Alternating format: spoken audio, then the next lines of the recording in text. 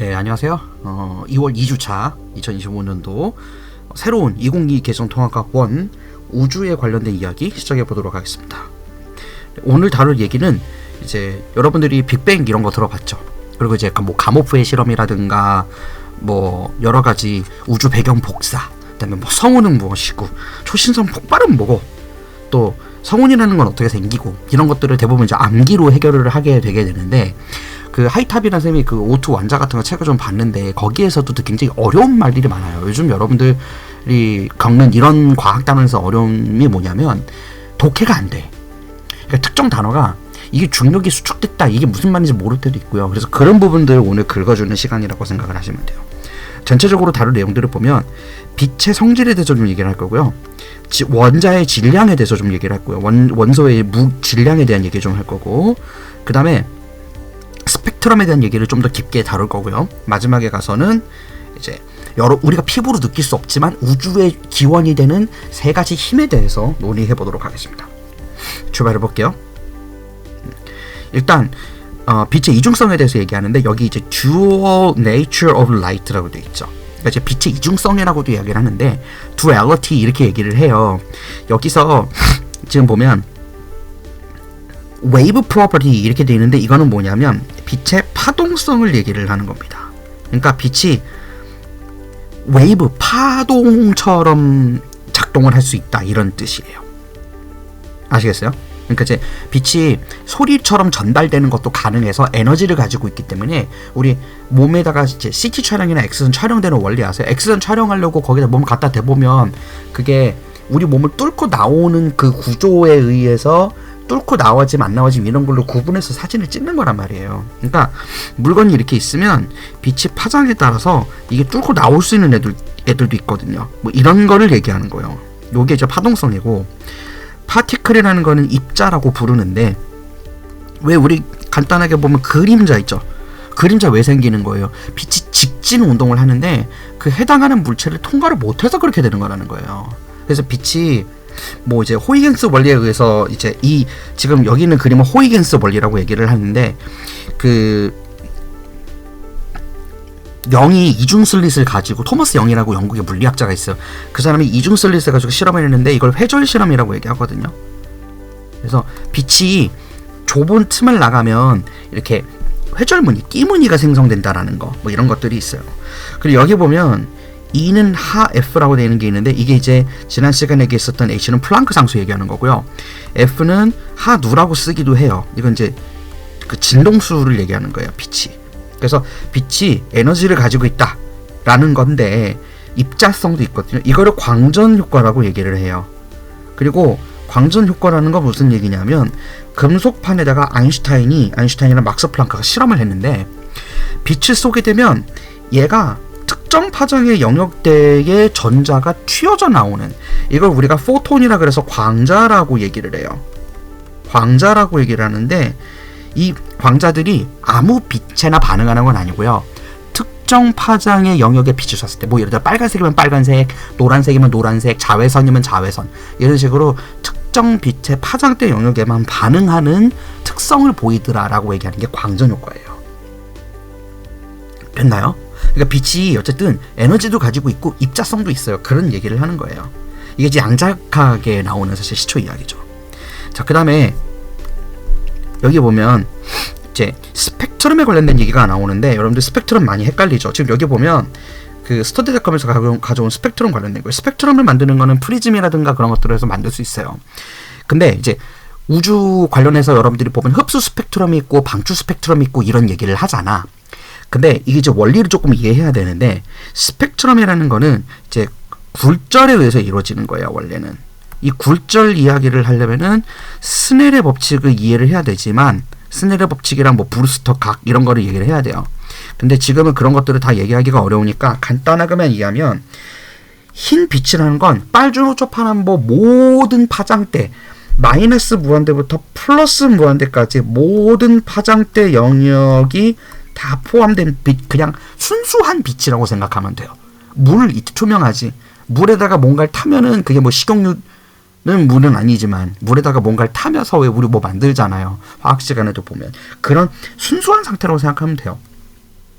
그런데 이 빛이 파장을 우리가 이렇게 람다라고 표현을 하거든요. 빨간색은 780나노미터대의 긴 파장을 가지고 있고요. 보라색 같은 경우에는 파란색이나 보라색 쪽은 390 뭐 이런 정도대 나노미터를 가지고 있어요. 그러니까 파장이 짧다는 거죠. 근데 파장이 뭔지는 아세요?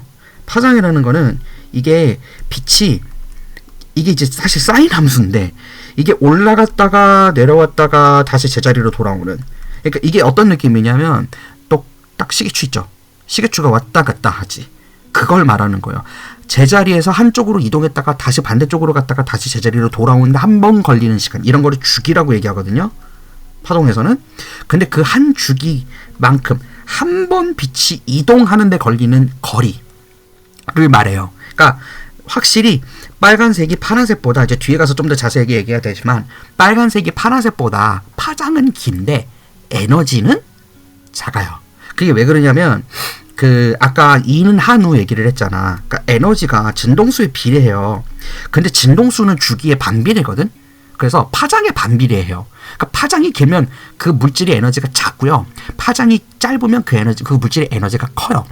그래서 우리가 자외선 차단기 이런 거 하죠. 자외선 왜 차단하냐면 그게 보라색보다 짧은 파장대 영역인데 그게 우리 피부를 뚫고 들어가요. 여름에 햇빛이 뜨거우면.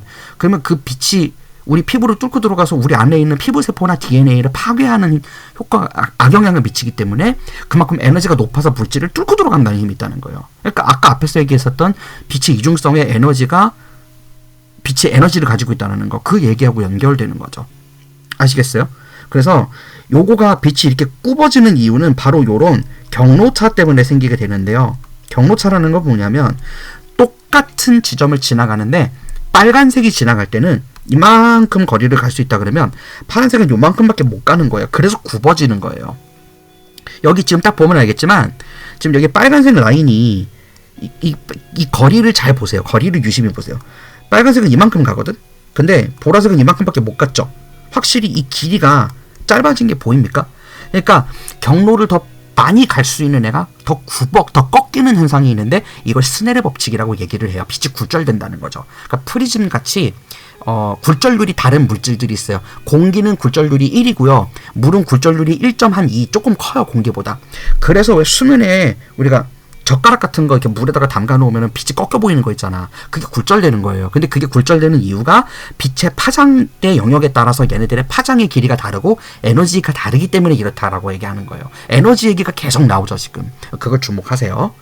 자, 다음으로 넘어가서 이제 여러분들이 뭐 적색 거성, 뭐 주계열성, 초거성, 뭐 파란색 별, 뭐 이런 것들을 얘기를 하는데 그 통합과학 책에 잘 보면 빨간색 행성들 같은 경우에는 흡수 스펙트럼을, 그리고 파란색 계열의 별 같은 경우에는 방출 스펙트럼을 낸다고 되어 있어요. 그리고 거기에 뭐라고 설명이 되어 있냐면 이제 파란색 같은 경우에는 온도가 높고요. 그래서 뜨거운 별이고 빨간색은 적색인 경우에는 온도가 낮아요. 근데 여기 보면 이 아래쪽 보이나요? 여기 루미너스리라고 나와있죠. 이게 광량이에요. 지난번에 우리 지난 시간에 했었던 광도 그거 얘기하는 거예요. 근데 광량을 보면 적색 계열은 광량이 낮아요. 그리고 온도도 낮아.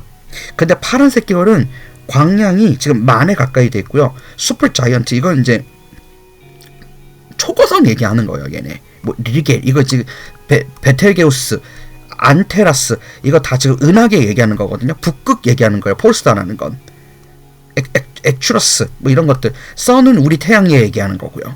그러니까 이게 지금 어떻게 돼 있는 거냐면 파란색 라인 쪽의 별들은 뜨겁다 이거예요. 근데 그게 무슨 뜻이냐면 아까 빛이 파장이 짧은 파란색 같은 경우에 에너지가 높다 그랬죠. 그래서 걔네들은 이게 어떤 상황이 생기냐면 별이 생성될 때, 별의 생성은 조금 더 뒤에 가서 얘기해야 되지만 별이 생성되는 게 두 가지 케이스가 있어요. 주변에 어떤 우연에 의해서 빅뱅 이후에 특정 지역에 물질이 많이 모여서 압력이 많이 세지게 되면 거기도 온도가 되게 세지거든요. 그러니까 일단은 쉽게 얘기하자면 수소가 A라는 별에 1억 개가 있고요. B라는 별에 한 100만 개밖에 없다고 해볼게요. 이러면 수소는 핵융합 반응을 통해서 헬륨을 만들어야 되는데 초창기 우주에서 빅뱅 여러분들 배우면 알겠지만 뻥 하고 폭발한 이후에 엄청난 열이 방출되면서 특정 구역에서의 열의 온도가 방사 방향으로 방출되면서 온도가 내려가서 약 뭐 1000만 도씨, 뭐 1억 도씨 이렇게 내려가죠. 그래서 빅뱅 3분 후에 14개의 양성자 중에서 원자 얘기도 해야 돼요. 오늘 되게 할 얘기 많아요. 오늘 좀 영상 좀 길어요. 수소가 14개가 있는데 수소가 또 양성자라고 부르거든요. 같은 말이에요. 수소는 양성자예요. 그리고 수소는 중성자가 아예 없어요. 근데 이 수소가 양성자 14개를 가지고 있는데 그거가 중성자 그것들 중에서 중성자 2개하고 결합해서 헬륨이 4개가 헬륨 하나가 만들어지는데 헬륨은 원자 번호상 4 이렇게 돼 있어요. 원자 번호가 양성자 개수거든. 근데 헬륨은 양성자를 2개 가지고 있고 중성자를 2개 가지고 있어서 질량수가 4라고 부르는 거예요. 이거 관련된 거는 나중에 원소 주기표 얘기할 때 조금 더 자세하게 얘기해 줄게요. 굉장히 중요한 얘기예요, 사실은. 근데 이 14개의 수소가 두 개가 빠져나갔죠. 그럼 수소 12개 남죠. 그 다음에 이거 빅뱅 초기 상태 얘기하는 거예요. 행성이 없을 때 얘기하는 거예요. 지금 항성이라 그래서 빛과 태양 같은 게 없는 시절 얘기하는 거야. 거기에다가 질량수가 4인 헬륨이 하나가 있고요. 질량수가 12인 수소가 12개 있다 이렇게 밝혀지거든요. 이게 질량비가 3대1이라 그러죠. 뭐 요거 얘기는 스펙트럼에서 다시 해야 되지만 이 수소가 많은 별 같은 경우에는 핵융합 반응을 해서 에너지를 폭발적으로 많이 내요. 그런 애들은 파란색 빛을 띠게 돼. 왜 그러냐면 이 별이 만들어지는 과정에서 엄청나게 많은 양의 에너지를 폭발적으로 주변에 낸다 그랬죠. 그러면 이제 빅뱅 이후에 별들이 좀 나이를 먹으면 주변에 이렇게 가스를 가지게 되거든. 그러니까 중심부에는 철이나 탄소 같은 원자량이 높은 무거운 원소들이 압축당해서 들어가지만 주변에 있는 애들은 기체로 되어 있어요. 뭐 아르곤이라든가 뭐 이런 헬륨 이런 기체들로 되지. 근데 헬륨이나 이런 애들을 보게 되면 수소를 제외하고 헬륨이나 이런 애들은 원자 주변에 전자가 이렇게 무작위로 일렉트론 클라우드라 그래서 전자 구름을 형성해서 돌고 있어요. 그거를 뭐 이제 오비탈이라 그래서 뭐 s오비탈은 둥그렇고 뭐 p오비탈은 아령 모양이고 이런 말들이 있거든요. 그게 전자가 남기고 간 발자국을 말하는 거예요. 우리는 전자를 직접적으로 볼 수가 없어요. 하이젠베르그의 불확정성 원리에서도 나오지만 전자는 위치를 파악하지 못할 정도로 매우 빠르게 움직입니다. 그래서 우리가 전자를 직접적으로 관찰하거나 눈으로 보는 거는 거의 불가능에 가까워요. 현재 기술로는. 뭐 기술이 더 많이 발달하면 나중에 할 수 있을지 모르겠지만. 그래서 이 전자가 어쨌든 간에 그 기체 아까 얘기했죠. 자, 행성이 이렇게 있어. 여기 행성이 하나가 있는데 여기 이 블루 행성에 이 행성 근처에 기체가 이렇게 있어요. 그러면 얘가 주변으로 방사 방향으로 이제 막 열을 엄청나게 뿜뿜 낸단 말이야. 애초에 핵융합 반응도 핵분열 반응도 둘 다 엄청나게 많은 에너지를 생성물로 내게 돼요. 열은 다 에너지를 가지고 있어. 근데 왜 우리 열 받으면 이 물질도 사람이랑 행동하는 게 비슷해서 원자들도 열을 너무 많이 받아서 에너지를 받으면 excited state라 그래서 들뜬 상태가 된다 그래요. 그게 무슨 상황이냐면 아까 선생님이 전자 얘기를 했잖아. 만약에 여기 수소 원자가 이렇게 있어요. 그럼 이 수소 원자에 주변에 전자가 돌다가 랄랄룰루 다니고 있어요. 처음에는 뭐 평범한 상태. 여러분들 학생 생각해보세요. 학교 그냥 가요. 근데 갑자기 선생님이 학생들을 이유도 없이 손바닥을 때려. 너네 잘못한 거 있대. 그럼 기분 나빠요, 안 나빠요? 나쁘죠. 이제 그 상태가 되게 되는데 얘가 주변에 열을 받게 되면 전자가 핵으로부터 멀어져요. 조금 더. 에너지 껍질상 좀 더 위로 간다고 표현하거든요. 이걸 에너지 천이라고 얘기를 하고 전자가 들떴다라고 얘기를 해요. 그러니까 그 전자는 원래 약간 왜 학생이라고 얘기를 하느냐면 이 헬륨이 있는 이 수소나 헬륨이 있는 이 원자 핵을 만약에 집이라고 가정을 하면 여러분들은 사춘기를 겪죠. 그럼 막 집에 가만히 있고 싶지 않지. 막 나가고 싶고 놀러 나가고 싶고 공부 안 하고 싶고 전자는 그런 애들이야. 근데 거기다 가뜩이나 열을 받아요. 그럼 가만히 있지 못해요. 그런데 빨간색 별에 비해서 파란색 별은 열을 많이 받다 보니까 얘가 에너지를 굉장히 많이 가지고 전자 주변을 돌고 있어요. 그러다가 이제 수소를 다 썼어. 이 A라는 별이 수소를 많이 가지고 있었는데 핵융합 반응을 다 해서 주변에서 더 이상 열이 공급이 안 되잖아요. 그랬을 때 이 중심부에서 어쨌든 빛을 계속 쬐고 있는 거잖아요. 이거는 이제 우리가 이제 이 선이라고 부르는 애는 자체적으로 빛을 낼 수 있는 애니까 빛은 백색이라 그랬죠. 자, 빛이 중심부에서 나갔어요. 근데 그것이 빛이 중심부에서 나갔는데 여기 가스 라인을 거치는 동안에 그 기체에 있는 이 전자는 그대로 가만히 있는 걸 싫어한다니까. 근데 중심부로부터 빛이 나오지만 이 빛이 너무 뜨겁지 않은 상태면 이 전자가 이제 식게 돼요. 쉽게 얘기하면. 왜 우리 그 물 데웠다가 식잖아요. 뜨거우면 식잖아. 그 빛. 그래서 이제 식으면 이 전자가 에너지를 잃으면서 다시 집으로 돌아와요. 여러분들이 계속 흥분된 상태로, 화난 상태로 24시간 존재하진 않죠. 시간이 지나면 가라앉아요. 그거랑 똑같은 방법으로 이 원자 핵에 다시 끌려서 집으로 돌아오는 거예요. 전자가. 근데 똑같은 상황에서 방출 스펙트럼이라는 걸 다시 이제 얘기를 해야 되는데, 방출 스펙트럼이라는 건요, 원자 핵에서부터 멀리 떨어져 있는 전자가 에너지를 방출하면서 보여주는 게 방출 스펙트럼이에요. 근데 아까 뭐라 그랬어요? 에너지를 굉장히 많이 열을 받은 상태라 그랬죠. 그러니까 열을 많이 받았어. 근데 파장대가 빛이 어느 구간이 더 에너지가 세다고요? 그렇죠. 파란색이 세요. 그래서 이런 열을 많이 받은 전자를 포함하고 있는 상대적으로 뜨거운 별들은 파란색으로 보이는 거예요. 그 전자가 에너지를 방출하면서 우리한테 주기 때문에. 근데 반대로 빨간색 계열의 별들의 특징은 뭐냐면, 이 베텔게우스 행성이나 안테라스 항성들은 보게 되면요, 얘네들은 중심부에서 이 전자가 들뜰 수 있을 정도의 에너지를 많이 주지 않았어요. 그러니까 예를 들면 지금 쌤이 보라색으로 다 그려놨잖아. 여기 옆에다가 만약에 파란색에 있는 그 가스 기체들의 전자 상태를 조금 오버해서 그려놓으면 지금 요렇게 돼요. 원자 핵과 전자 사이의 거리가 왼쪽 오른쪽 지금 비교했을 때 이 오른쪽에 있는 게 더 가깝죠.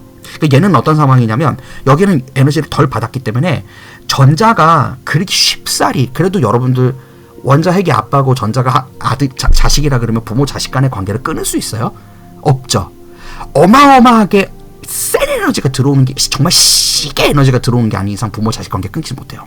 그러듯이 전자도 이게 전자천이가 이루어지려면, 전자가 껍질을 벗어나서 바깥쪽으로 많이 튕겨져 나가서 활동을 하려면 어마어마하게 방대한 에너지가 필요한데, 빨간색 별은 파란색 별에 비해서 그 에너지량이 적어요. 그러니까 배고픈 거죠.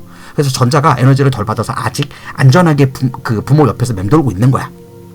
그런데 어쨌든 에너지를 받으면요, 얘가 몇 개의 전자들은 전자가 들뜨는 상태가 되면서 스펙트럼을 방출을 하게 되는데, 그게 흡수 스펙트럼이에요. 자, 그렇다면 방출 스펙트럼과 흡수 스펙트럼의 차이점은 뭐냐?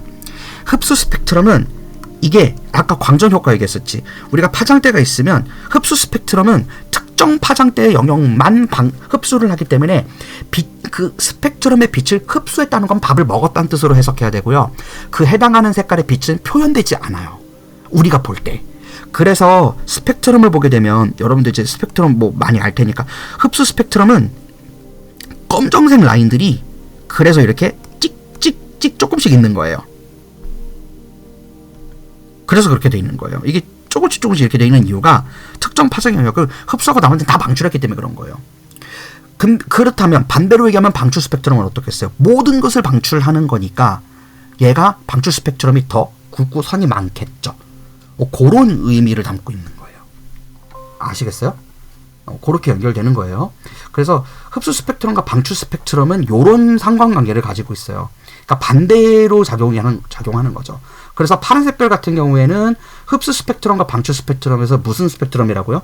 방출 스펙트럼 되는 거예요. 근데 방출 스펙트럼은 반대로 작동되니까, 방출 스펙트럼은 흡수했던 것만 방출하니까 오히려 반대로 완전 시꺼먼 바탕에다가 특정 선만 보이는 거예요. 근데 흡수 스펙트럼은 특정 선만, 특정 빛만, 딱 예를 들어 빨주노초 파남보에서 나는 파란색 빛만 좋아, 나는 빨간색 빛만 좋아, 그렇게 되는 거예요. 근데 일반적으로 빨간색 빛은 에너지가 작고 파란색 빛은 에너지가 세다 보니까 흡수 스펙트럼을 내는 애들이 파란색 계열의 빛은 흡수하고 빨간색 계열의 빛을 방출하니까 그게 빨간색 별로 보이는 거예요. 이해됩니까?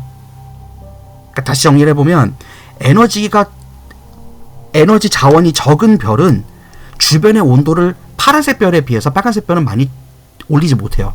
그것만 가지고는 전자를 무한히 들뜬 상태로 만들 수가 없고, 그렇게 된 상황에서의 전자는 특정 에너지, 근데 그렇지만 전자를 흥분되게 만드는 건 아무나 할 수 있는 일은 아니에요.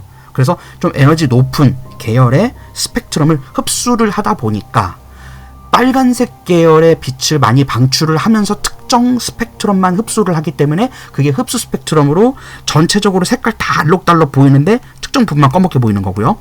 방출 스펙트럼이라는 거는 그 흡수를 해서 그걸 흡수해서 들떴던 전자가 제자리로 돌아오는 거니까 흡수했던 스펙트럼만 방출할 거 아니에요. 그래서 방출 스펙트럼은 바탕이 검은데 라인이 그어져 있는 거예요.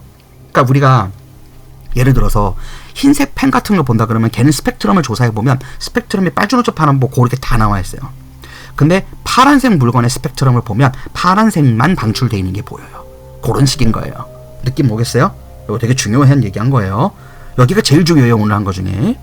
자, 그 다음에 왜 근데 이게 이렇게 온도에 따라서 왜 파장대가 다르냐라는 거는 빈의 법칙에 의해서 설명을 해요. 그러니까 빈이라 그래가지고 빈의 법칙이라고 있는데 이건 뭐 중요한 얘기는 아니에요. 그냥 이제 보게 되면 빨간색 별 같은 경우에는 파장이 긴 붉은색 그 방출을 하는데 비해서 뜨거운 핫 블루스타 같은 경우에는 25,000 켈빈까지 가는 애들이에요. 얘네들은 파란색 계열의 빛을 방출하는데 그게 뜨겁다 그거예요. 이거를 빈이 산술적으로 밝혀냈어요.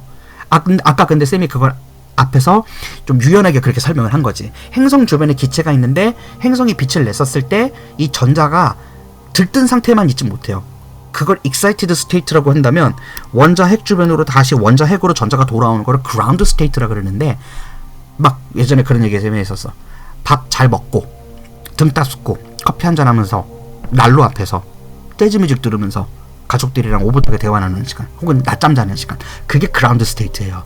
모든 물질들은 그 상태에 있길 좋아해요. 누가 건드리는 거 되게 싫어하고 잔소리하는 거 싫어해요. 이게 세상의 자연현상이 사람의 성격하고 많이 비슷해요. 그렇게 많이 비교를 해요. 알겠어요? 오케이? 위의 법칙은 그냥 그런 거다. 자, 그 다음에 선생님이 이거를 얘기를 안 할 수가 없는데 이거 뭐 AI 회사지만 쌤이 많이 쓰는 거니까 퍼플렉시리 매기 많이 했죠. 이게 지금 실제로 쌤이 퍼플렉시리에 검색한 거 지금 가져온 거예요. 여기 보면 왜 그 빨간색 별이 온도가 낮은 애가 파란색 별에 비해서 다른 선을 방출을 하느냐 검색을 했더니 이렇게 답을 주는 거예요. 이 퍼플렉시리는 좋은 점이 뭐냐면 여러분들이 이제 뭐 학교에서 뭘 배웠거나 그랬을 때 잘 모르겠다. 근데 선생님한테 질문하고 싶은데 선생님한테 너무 질문 많이 해서 죄송해. 너무 밤이 너무 늦었어요. 시험 뭐 3주 남았어. 그랬을 때 얘 가지고 검색하면 퍼플렉시리는 구글에 있는 세상의 실제 정보에 액세스를 해서 거기에 것만 따오는 거거든요. 챗GPT는 사람들의 말을 흉내 묘사해서 하는 것이기 때문에 그거를 우리가 전문 용어로 hallucination이라 그래요. hallucination이라 그러는데 야 이거 정확한 용어 단어인지 모르겠다. hallucination 그러니까 철자가 맞는지 모르겠어. 환각이라 그래요. 환각. 그러니까 챗GPT는 때로는 챗GPT가 처음에 나왔을 때 정보를 좋은 걸 주지 못했어요. 그러니까 좀 엉뚱한 답을 내놓는다고 왜 그런 얘기 들어봤었을 거야. 그게 이제 환각이거든요. 그러니까 그럴싸한 답을 주는 거지. 근데 퍼플렉시리는 그 hallucination이 가장 작은 애 중에 하나예요. 여기 보면은 여기 요 가운데 요 빨간색 표시 있죠. 이거 레딧이라고 하는 거거든. 이 레딧이라고 하는데 이거는 해외 애들이 많이 쓰는 네이버 같은 플랫폼이에요. 거기다 질문 많이 올려요. 뭐 그런 것들인데 그럼 위키피디아나 그런 데 있는 실제 정보를 가지고 검색해서 답변을 주는 것이기 때문에 검색은 퍼플렉시리를 통해서 하면서 공부를 하는 게 제일 좋습니다. 그래야 정보를 오류 없이 받아들일 수가 있어요. 자, 그 다음에 이제 뭘 얘기해야 되냐면 아까 이제 핵융합 반응에 대해서 얘기를 했어요. 빅뱅이 이루어지고 핵융합 반응이 이루어질 때 어떤 일들이 일어났는지. 핵융합과 핵분열이라고 이제 두 가지로 분리를 해서 얘기하는데 그 아인슈타인의 광전 효과를 좀 봐야지 알 수가 있어요. E는 mc제곱. 아인슈타인이 이제 뭐 상대성 이론이랑 여러 가지 얘기를 했지만 특히 E는 mc제곱. E는 한유는 광전 효과고 E는 mc제곱은 다른 얘기를 하는 거예요. 이걸 우주 방정식이라고도 얘기하는데 여기서 C는 빛의 속도를 얘기하는 거예요. 라이트 스피드. 그 다음에 여기 보면 질량하고 에너지가 상관관계가 있다고 되어 있죠. 그러니까 질량이 많이 나가는 물체는 에너지가 그만큼 크다 이런 얘기를 하는 거예요. 그래서 여기 보면 a tiny amount of mass, even a tiny amount of mass contains innermost potential energy. 그러니까 아주 작은 물질들도 어마어마한 양의 에너지를 가질 수 있다는 거예요. 왜냐하면 빛의 속도가 초속 30만 킬로미터니까. 그걸 제곱했다 그러면 30만을 한 번 더 곱하면 어떻게 되겠어요? 몇 조 되거든요. 에너지가 굉장히 많다는 거예요. 그래서 그런 얘기를 하는 건데, 여기 있는 이 핵융합과 핵분열의 차이점은 뭐냐면, 우리가 하는 원자력 발전 있죠. 우리 한국도 원자력 발전으로 지금 우리가 사용하는 전기의 30%를 받아서 쓰고 있는데, 원자력 발전은 핵분열로 되는 거예요. 그리고 별이 만들어질 때 나오는 에너지는 핵융합으로 나와요. 여기 중수소하고 삼중수소라는 게 있는데, 이런 애를 동위원소라고 얘기를 해요. 동위원소. 비슷한데 똑같지 않은 원소라는 뜻이에요. 왜냐면 원자 이름은 딱 똑같은데, 뭐 예를 들어서 사람 같은 경우에 동명이인이라 그러죠. 그러니까 동명이인이랑 조금 얘기는 다르긴 하지만, 동명이인이라는 건 완전 다른 사람들이잖아. 쌍둥이 생각하시면 돼요. 쌍둥이도 일란성 쌍둥이는 완전 성격도 비슷한데, 이란성 쌍둥이의 경우에 성별 좀 다르죠. 그거랑 비슷한 느낌인 건데, 이 중수소랑 삼중수소는 수소는 수소인데요. 수소처럼 기체로 생겼고 이원자 분자로 존재하고 그런 애들인 건데, 양성자 개수가 중성자 개수가 많은 애를 얘기해요. 중성자 개수가 많다는 게 뭐냐면, 그 수소가 중성자 없다면서요. 양성자만 가지고 있고, 그래서 수소를 양성자라 부른다며. 맞아요. 그런데 동위원소라는 거는 물리화학적 성질이 거의 똑같은 두 원소가 질량수만 다른 경우를 얘기를 해요. 무게가 다르게 나가는 거예요. 그래서 중수소, 무거울 중자 써서 중수소, 겹쳤다, 수소가 두 개가 겹쳤다, 그런 얘기로 쓰는 거고요. 삼중수소라는 거는 수소가 세 개가 있는 거와 같은 효과를 내는 애를 삼중수소라고 얘기를 해요. 여기 실제로 보면 지금 색깔이 보라색으로 돼 있죠. 그게 중성자인 거예요. 이 초록색은 양성자고.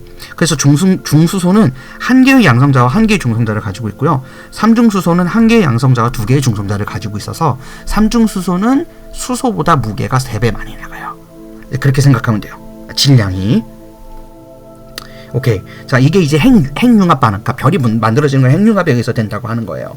이제 원자 얘기를 좀 해야 되는데, 수소가 헬륨으로 핵융합 반응을 하게 되잖아. 그럴 때 내뱉는 게 중성자예요. 근데 사실 초창기 때는, 다시 얘기하지만, 수소하고 헬륨의 질량비가 3대1이라 그랬고, 이거 선 스펙트럼의 굵기로 안다 그랬죠.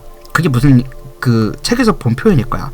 스펙트럼이 이렇게 있어요. 흡수 스펙트럼이든 방출 스펙트럼이든 있는데, 얘가 똑같은 수소인데 이렇게 라인이 위쪽은 두껍고 위쪽은 더 두껍고 아래쪽이 덜 두껍다, 이러면 무슨 얘기겠어요?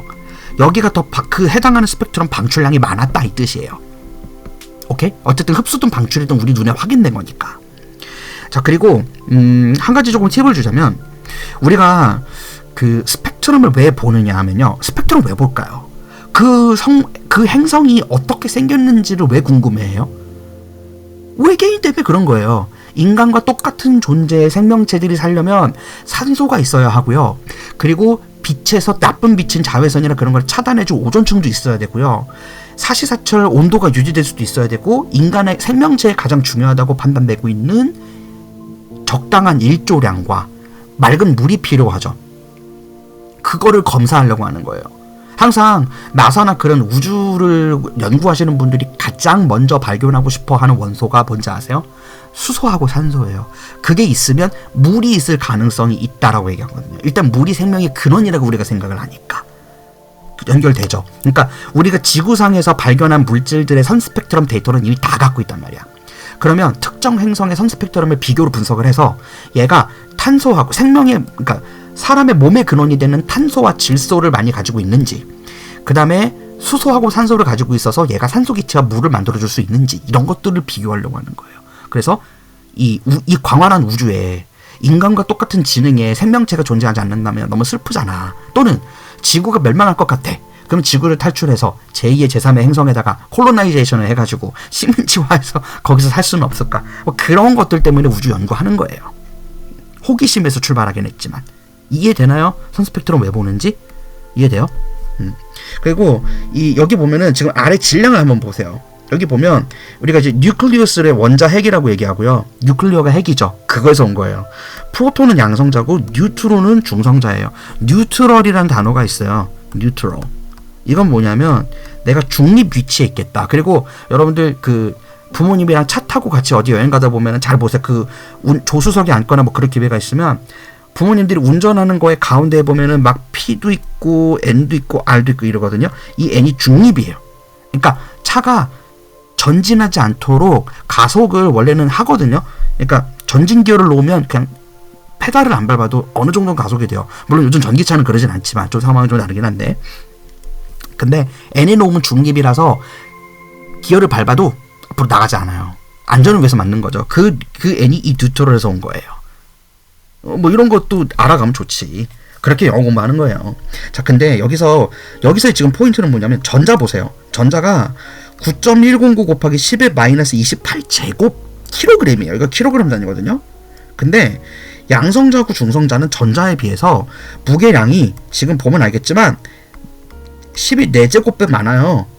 조금 제대로 얘기하자면 양성자가 1이라고 하면 중성자가 1.00 뭐 1 정도, 중성자가 조금 더 무거워요, 양성자보다. 그 다음에 전자는 이 양성자의 1800분의 1만큼의 무게밖에 안 갖고 있어서 전자는 원자의 질량에 아무 기여를 하지 못해요. 그래서 아까 우리가 질량수 얘기할 때도 쌤이 자꾸 양성자, 중성자 얘기만 했던 거야. 알겠어요? 이게 굉장히 중요하거든요.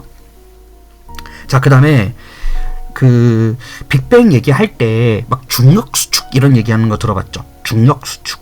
그리고 특정 지역의 밀도가 높아서 얘가 온도가 높고 밀도가 높은 상태에서 거기 응집해가지고 중력이 작용을 하고 거기서 수소 핵융합 반응이 일어나다가 수소 핵융합 반응이 멈추면서 온도가 내려갔는데 뭐 압력이 낮아져서 내부 압력이 낮아져가지고 중력 수축된다, 이런 얘기 들어봤죠. 이제 그 얘기를 하려고 하는 거예요. 근데 이 얘기를 제대로 하기 위해서는 우리가 뭘 알아야 되느냐면 세 가지 힘, 인류가 찾은 힘인 중력인 gravitational force를 제외한 나머지 힘을 알아야 돼요. 이 gravitational force라는 게 중력이에요. 중력은 우리가 피부로 느끼고 있죠. 근데 그 외에 전자기력, 양력, 강력이라는 게 있어요. 또는 핵력이라고도 불러요. 강한 핵력이라고 부르는데 그게 요 strong nuclear force예요. 이거를 핵력이라 그래요. 핵력. 얘를 핵력이라고 부르고요. 그 다음에 여기는 이게 전자기력이거든. 그러니까 전자기력은 자기장 얘기하는 거예요. 근데 이 전자기력이 중력보다 한 100배 세요. 에? 실제로 그래요. 아까 100배인가 1000배인가 하여튼 그 정도, 1000배? 그 정도 되는 것 같던데. 하여튼 전자기력이 더 세요. 몰랐죠? 그런 사실관계. 그리고 핵력이라는 건 핵력이라는 건 원자 핵이 끌어당기는 힘을 얘기하는 건데, 조금 쉽게 과장해서 얘기하자면 여러분들이 학원에 4층에 올라왔어. 3층 또는 4층에. 그랬으면 이제 바닥에 앉아 있잖아요. 그럼 우리는 중력을 여전히 느끼고 있죠. 그렇지만 중력이 우리가 바닥 위에 서 있는 거잖아. 하지만 지구 입장에서는 우리가 붕 떠 있는 거죠. 건물 옥상 위에 올라가 있으면. 근데 중력이 그렇게 센 놈이었다면, 물론 중력 세요. 세긴 센데 사람에 비해선 엄청 세지만, 이 중력이 만약에 그 건물 콘크리트보다 셌다고 하면 우리 몸이 콘크리트를 뚫고 지구 해까지 끌려갔을 거예요. 중력이 정말 셌다면. 납득되죠? 구멍이 안 뚫리잖아. 우리가 의자 위에 앉아있으면 의자가 폭삭 주저앉아요? 아니죠. 의자가 버텨주죠. 그게 왜 그런 거냐면 원자 핵의 힘이 중력보다 세다고 생각해서 그렇게 된다는 거예요. 이거를 밝히신 분이 있는데 우카와 히데키라고 하는 일본 교수님이 계세요. 일본 분들이 굉장히 유명한 물리학자들이 많아요. 근데 이분이 뭘 얘기를 했냐면 전자기력을 얘기를 하면서, 원래는 우리가 쿨롱의 법칙이라는 게 있거든요. 쿨롱의 법칙은 뭐냐면 전자기력, 그러니까 양성자와 전자가 끌어당기는 힘, 그런 것들을 설명을 하는 건데, 특히 쿨롱의 법칙은 이제 전자와 전자에 관련된 걸 많이 얘기를 해요. R제곱분의 뭐 Q1 곱하기 Q2 이렇게 얘기를 하는데, 두 개의 전하량과 거리에 비례해서 힘이 작용한다는 거예요. 근데 이게 거리가 반비례하기 때문에 거리가 짧으면 짧을수록 그 힘이 많이 작용되고요. 거리가 너무 멀면 아무 힘을 느낄 수가 없어요. 그래서 우리가 인간이 중력은 거시적인 힘으로 느낄 수 있지만, 이 전자기력과 강한 핵력이라는 건 원자 핵 크기가 얼마나 된다고요? 세슘 원자 얼마나 크기가 된다고요? 260피코미터예요. 그러니까 1 곱하기 10의 마이너스 15제곱미터 뭐 이렇게 작은 원소들이 있는 거잖아. 그러니까 우리가 그 미시세계의 힘이라는 건 느낄 수가 없어요. 그러니까 특정 요 핵력이라고 하는 애들은, 전자기력이나 이런 애들은 거리가 거의 무슨 나노미터에서 피코미터 정도 수준으로 끌어당겨져야만 느낄 수 있는 힘인 거예요. 그러니까 사실 양자역학적으로 앤트맨이 어떻게 보면은 글쎄 그렇게 나노분자까지 작아진 인간이 나노분자까지 작아지잖아. 그러면 핵력 느껴버릴 거예요. 그럼 우리 다 사라져요. 그래서 물리적으로 불가능한 얘기를 하는 건데, 하여튼 그래서 우리가 이게 해보니까 강력이 제일 세고요. 그 다음에 양력이 조금 약하고, 그 다음에 전자기력이 세고 약하고요. 그 다음에 중력이 약하다는 거예요. 그래서 그 핵융합 반응이나 이런 핵분열 반응이나 이런 것들이 일어날 수 있는 이유, 그리고 우라늄, 이거를 이제 우라늄이 원자력 발전소에 사용되는 핵 분열인데, 우라늄 원자력이 무려 235예요. 그러니까 양성자와 중성자가 200개 뭉쳐 있는 거예요. 근데 얘네들을 뭐라 그러냐면 방사성 물질이라고 얘기해요. 그러니까 이게 왜 이렇게 되는 거냐면, 이 안에 아까 왜 남자들끼리 연애한다 그러면 어우 이상하다 그러죠. 여자들끼리 어우 이상하다 그러죠. 아유, 여자들끼리는 뭐 손도 잡고 다니고 하긴 하던데 연애를 하진 않잖아. 하루 정도 수다 떨고 데이트는 할 수 있지만, 쇼핑은 할 수 있지만, 그게 똑같은 전자기성을 띠는 애들끼리는 청력이라 그래서 미는 힘이 발생을 해. 근데 양성자, 중성전자 이렇게 남녀 이렇게 사이에는 끌리는 힘이 있죠. 그게 인력이에요. 근데 원자 핵 안에 있는 양성자와 중성자 사이에도 당연히 지들끼리는 동족이긴 하지만 붙어 앉아 있는 건 싫어요. 여러분들도 부모님이랑 같은 집에 사는 거는 좋지만, 부모님이 여러분들 밥도 먹여주고 하지만 엄마랑 같이 잔다고 생각해보세요. 늙었는데 어우 싫잖아. 그래서 이 원자 핵이 묶여 있을 수 있는 거는 어느 정도까지예요. 너무 많은 원자 핵이 뭉쳐 있는 우라늄 같은 경우에는 방사성 물질이라 그래서 원자 핵이 자꾸 떨어져 나가요. 중성자 같은 게. 그때 아까 앞에서 얘기했었던 이 핵분열 반응에서 나오는 그 중성자가 그런 존재인 거예요. 그러니까 얘는 강력을 이겨낼 정도로 이 원자가 불안정해서 그런 거예요.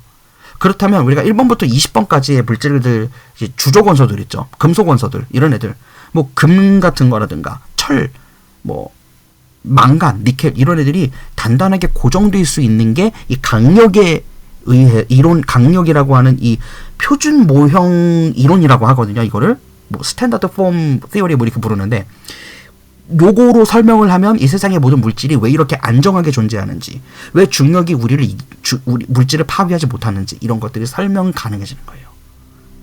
알겠어요? 자, 그래서 이제 여기서 핵분열이랑 지금 핵융합에 대한 얘기가 다시 나오고 있는 건데, 이건 이제 참고로만 아까 다 얘기를 했어요. 여기 있는 게 이제 우라늄 235가 이렇게 얘기하는 거고요. 그 다음에 핵분열 같은 경우에는 우리가 이제 원자력 발전에서 쓴다는 거. 자, 이제 마지막으로 얘기해야 되는 게 gravity하고 프레셔에 관련된 걸 얘기해야 돼요. 압력이라는 거는, 왜 힘이라는 거는 우리가 물체의 어떤 운동 상태를 변화시키는 게 힘인 거 알고 있어요? 그러니까 정지해 있던 애가 속력을 받는다든가 가속이 된다든지, 아니면 가속돼 있던 애가 정지된다든가, 등속 운동하던 애가 속력이 변한다든가, 이런 게 외부의 힘에 의해서 이루어지는 거죠. 왜? 힘은 질량에다가 가속도로 곱하게 되어 있는 거거든요. 그래서 압력도 이게 누르는 힘이잖아. 그래서 압력도 힘이에요. 그러니까 변화를 주는 힘인 거죠. 그런데 복사 압력이라는 게 있어요. 그러니까 그 수소 핵융합 반응을 많이 하다가 밀도가 높은 지점에서 수소 핵융합 반응을 특정 성운이 모여서 행성이 되는 거잖아. 성운처럼 가스가 모였어요. 얘가 이제 내부에서 엄청난 온도에 의해서 수소 핵융합 반응을 하게 되면 에너지를 소실하죠. 그리고 에너지를 소실하게 되면 일반적으로 압력은 낮아지는 효과가 있어요. 여기 아래 찾아놨어. 내부 압력은 모든 방향으로 균등하게 작용을 하는데, 내부 압력은 에너지와 관련이 있고요. 에너지가 낮으면 압력이 낮아지는 효과가 있어요. 그게 왜 그러냐면, 에너지라는 거는 분자들을 운동시키는 원동력이거든요. 일을 할 수 있는 능력이라고 하잖아, 오죽한 분리에서. 얘가 분자가 움직일 수 있도록 만들어주는 힘이 있는 녀석인데, 그게 운동을 덜 하게 되면 입자들이 주변으로 가하는 영향력이 줄어드는 거예요. 원래 정육체 역학적 평형이라는 것은 그 공간 안에 있는 입자들이 바깥으로 미는 힘과 우리 사람 피부랑 똑같다고 생각하면 돼요. 대기압이랑 피부가 누르는 힘이 똑같아서 우리가 이렇게 피부의 모양을 유지하고 있다라고 하는 거 알고 있죠. 그런 거 들어봤죠. 그거 얘기하는 거야. 그런데 내부에 가지고 있던 수소 원료가 거의 고갈 질보 직전이라서 더 이상 핵융합 반응을 못하면, 주변으로 방출하는 에너지가 줄어들면 압력도 줄어들어요. 그러면 압력이 줄어들면 이 표면이 압력이 줄어드는 대신 외부에서부터 중력은 외부에서부터 이 시스템에 미는 중력이라 그러니까 말이 좀 표현이 이상하죠. 왜 그러냐면 중력은 모든 질량을 가지고 있는 물체들한테 다 작용되고 있는 거잖아. 근데 이 가운데가 보세요. 핵융합 반응을 많이 했다는 거는 얘가 무거운 원소들을 많이 만들어 놨다는 뜻인 거고요. 더 상대적으로 무거운 원소가 더 상대적으로 가벼운 원소를 만유인력의 힘으로 끌어당기는 거예요.